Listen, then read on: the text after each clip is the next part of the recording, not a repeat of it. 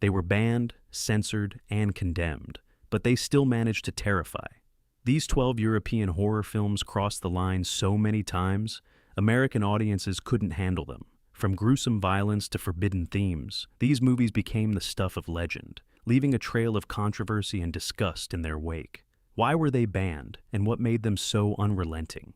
Get ready to uncover the shocking truth behind these films that forever changed the horror genre and scared the life out of America. Cannibal Holocaust, 1980. Italy. Ruggero Deodato's infamous foray into the Amazon rainforest remains perhaps the most legally embattled film in history. To understand why it shook America, one must look at its presentation. It was the pioneer of the found footage genre, and it was so convincing that Deodato was arrested in Italy on suspicion of murdering his actors. In the United States, the film became a legendary underground tape.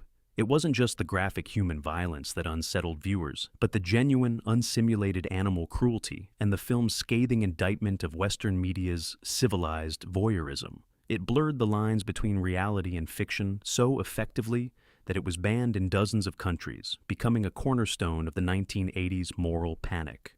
Salo, or The 120 Days of Sodom, 1975, Italy/France Pier. Paolo Pasolini's final masterpiece is less a horror movie in the traditional sense and more an endurance test of the human spirit. Relocating the Marquis de Sade's writings to the final days of Mussolini's fascist regime, Pasolini created a relentless depiction of sexual degradation and torture. When it reached American shores, it was met with immediate legal challenges. The film's cold, detached cinematography forced the audience to witness the absolute corruption of power. It remains one of the most frequently banned films in history, not because it is scary, but because it is profoundly, intentionally upsetting. Possession, 1981, France/West Germany. Andrzej Żuławski's Possession is a fever dream of marital collapse and supernatural transformation.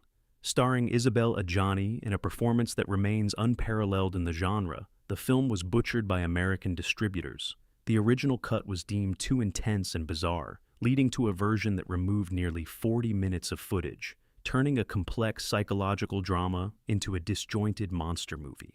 It wasn't until decades later that the full, unedited vision, featuring the infamous subway tunnel scene, became widely available, proving that the true horror lay in the raw, shrieking emotional honesty that American audiences of the early 80s found utterly alien. A Serbian film, 2010, Serbia few films in modern cinema have generated as much controversy as Srđan Spasojević's A Serbian Film. Often dismissed by critics as torture porn, the film's raw and disturbing content masks a deeper message. Spasojević intended the film to be a metaphor for the systemic violence and oppression experienced by the Serbian people, particularly in the aftermath of war and political corruption. At its core, A Serbian Film is a dark satire, using extreme graphic imagery to represent the trauma of a nation that has been brutalized by its own government. However, the shock value of its content, including incest, sexual violence, and other explicit acts, quickly pushed it beyond the limits of what was deemed acceptable in most countries. The film was banned or heavily censored in several countries, including the United States, due to its controversial subject matter. It was labeled as one of the most shocking films ever made, sparking intense debates about the fine line between artistic expression and exploitative content. While some defended the film as a bold commentary on political and social issues, others criticized it for sensationalizing violence in a way that felt gratuitous. Regardless of its critics, A Serbian Film remains a polarizing entry in the horror genre, pushing boundaries and challenging audiences to reconsider what they are willing to accept from film as both an art form and a social commentary. Martyrs, 2008. France Martyrs is a film that defies easy categorization. Directed by Pascal Laugier, it is a cornerstone of the new French extremity movement, a subgenre of horror known for its graphic violence and philosophical undertones. Initially starting as a home invasion thriller, Martyrs takes a sharp and unexpected turn in its second half, delving into a profoundly disturbing exploration of human suffering and transcendence. What sets Martyrs apart from other horror films is its rejection of typical genre conventions, particularly the slasher tropes that American audiences were accustomed to in the 2000s. Instead of jump scares and quick thrills, the film presents an agonizing, slow-burn descent into terror that forces the viewer to confront the most. The violence in Martyrs is shocking, not for its gore, but for the emotional and psychological toll it takes on its characters. The film's nihilistic conclusion, which offers no sense of catharsis or redemption, left audiences divided. It shattered the traditional horror movie mold by presenting suffering as an unavoidable part of existence, leaving no room for the traditional final girl trope. As a result, Martyrs has become a cult classic among horror fans, praised for its uncompromising vision and its exploration of the limits of human endurance. Yet, it remains one of the most polarizing films ever made. The Last House on the Left, 1972, United Kingdom, cultural import. Wes Craven's The Last House on the Left remains one of the most iconic and controversial horror films of the 1970s. Although directed by an American, the film's distribution and reception in Europe, particularly in the United Kingdom, played a significant role in its controversial status.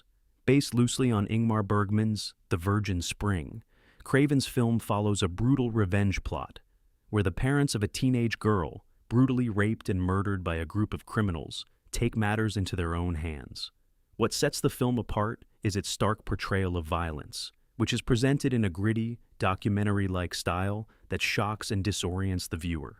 Upon release, The Last House on the Left was banned in the UK as part of the Video Nasty campaign, a moral panic that led to the censorship of dozens of films deemed too violent or obscene for public consumption. The film's marketing campaign, which included the now infamous slogan, "It's only a movie," was a direct response to the visceral, unrelenting violence that had made the film so controversial. It broke the rules of cinema by challenging the concept of morality in horror. By depicting parents as just as monstrous as the criminals, The Last House on the Left subverted the American family unit, making it a bleak commentary on the corrupting nature of violence. It was a film that pushed the boundaries of what was acceptable, laying the groundwork for a new wave of extreme horror in American cinema. Maniac, 1980, Italy/USA, co-production influence. While technically an American production, Maniac was heavily influenced by the grindhouse aesthetic and the rising popularity of the Italian slasher genre, particularly giallo.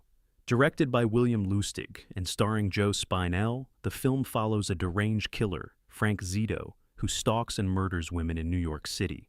What sets Maniac apart is its disturbing use of point-of-view, POV, sequences, which force the audience to experience the crimes through the eyes of the killer. This perspective deeply immersed viewers in the psychological horror of Zito's mind, making the film feel particularly unsettling. The special effects by Tom Savini were so realistic and grotesque that they led to walkouts in theaters and protests from feminist groups and critics. The unflinching brutality, including graphic depictions of violence and sexual assault, raised the film's reputation as one of the most dangerous of its time. Feminist groups condemned it for its perceived misogyny, as the film's portrayal of women as mere victims of violence seemed to reinforce troubling gender stereotypes. As a result, Maniac was banned in several countries and earned a notorious place in 1980s horror history. Despite the controversy, it has since become a cult classic, admired for its raw, visceral approach to horror and the gritty realism that defined the slasher genre during the early 80s. Deep Red, 1975, Italy. Dario Argento's Deep Red, originally titled Profondo Rosso, is one of the defining films of the giallo genre, blending mystery, horror, and stylistic excess to create a movie that feels like a dream turned nightmarish. The film follows Marcus Daly, a pianist who becomes entangled in a series of brutal murders after witnessing the killing of a psychic. What distinguishes Deep Red from other horror films of its time is its meticulous craftsmanship and elaborate use of color, sound, and visual symbolism. Argento's use of vibrant reds and blues, courtesy of the Technicolor process, creates a disorienting world of sensory overload, with violence that's both operatic and intimate. For American audiences, Deep Red was a stylistic shock. The narrative moved in a dreamlike logic that was unlike the more linear storytelling that most American viewers were accustomed to. The film's violence was unsettling, not because of the gore, but because it was so beautifully stylized. Argento's use of the progressive rock band, Goblin's eerie, pulsating soundtrack, added to the surreal, nightmarish quality of the film. Many U.S. theatrical versions were heavily edited to remove the more excessive murder sequences, as the sheer artistry applied to the scenes of death was considered morally questionable at the time.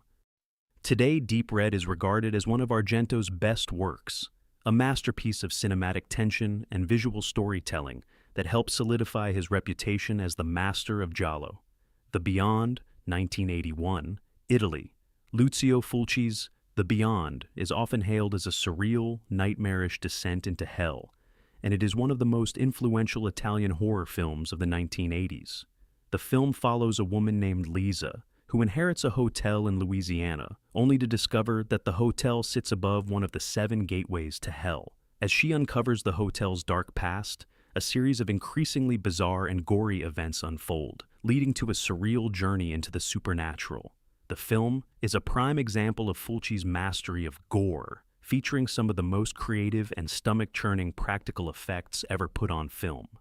Released in the United States under the title 7 Doors of Death, the film was heavily edited, with an altered soundtrack that detracted from its original atmosphere. However, in its uncut form, The Beyond is a masterpiece of atmosphere, where logic is discarded in favor of pure, unrelenting nightmare imagery. The narrative structure is non-linear, and the film's dreamlike sequences challenge the rationality that many American horror films at the time adhered to. The American release also faced severe censorship, but over time, the film has been restored and appreciated for its visceral intensity and surreal approach to horror. The Beyond helped redefine the boundaries of the genre and is celebrated for its unapologetic embrace of horror, where the focus was on mood, dread, and shocking visuals rather than traditional narrative structure. Suspiria, 1977. Italy. Dario Argento's Suspiria remains one of the most visually striking horror films ever made. The film follows an American ballet student, Susie Banyan, who discovers that her dance academy is run by a coven of witches. From its opening moments, Suspiria sets itself apart with its unsettling, dreamlike atmosphere, fueled by its vibrant, otherworldly color palette and Goblin's haunting score. The use of Technicolor to create impossibly saturated reds, blues, and greens gives the film a hyper-reality that leaves American viewers accustomed to the muted tones of 70s realism, feeling as though they were transported to a strange and terrifying world. Though Suspiria was not outright banned in the US, it faced significant pushback, particularly from conservative audiences and censorship boards. The film's blend of high art and low-brow violence made it difficult to categorize, and many struggled to reconcile the film's aesthetic beauty with its gruesome scenes of terror. The film's opening sequence in particular is often cited as one of the most terrifying in cinema history, with a brutal murder set to a driving, dissonant soundtrack that only heightens the chaos. While Suspiria was initially divisive, it has since been recognized as a masterpiece of horror. Argento's stylistic approach and the film's sensory assault on the audience set it apart from typical horror fare and helped elevate the genre to new artistic heights. Today, Suspiria remains a definitive example of Italian horror, blending art and terror in ways that have influenced generations of filmmakers. Antichrist, 2009. Lars von Trier's Antichrist is a visually stunning and intensely graphic exploration of grief, nature, and the destruction of the human psyche. Following the tragic death of their son, a couple retreats to a remote cabin in the woods to heal. What follows is a disturbing and violent descent into madness, as the wife, played by Charlotte Gainsbourg, experiences increasingly violent psychological and physical breakdowns. The film is a confrontation with loss, with the trauma of grief manifesting in the form of nature's cruelty and the couple's crumbling relationship. The film is unapologetically graphic, with scenes of self-mutilation, sexual violence, and extreme bodily harm that shocked audiences and caused fainting in theaters. The violence was so explicit that Antichrist reignited debates about the limits of artistic expression, and whether an auteur filmmaker like von Trier should be given the freedom to shock his audience without restraint. The film's polarizing reception sparked intense discussions about misogyny, the role of violence in art, and the new French extremity movement, which had already gained notoriety for its brutal portrayals of human suffering. Despite the controversy, Antichrist was praised for its visual artistry and its unique exploration of trauma and grief. It remains a divisive work, hailed by some as a profound artistic statement and derided by others for its shock value. Regardless of its critics, Antichrist solidified von Trier's reputation as a provocateur, unwilling to shy away from challenging his audience with the most intense cinematic experiences.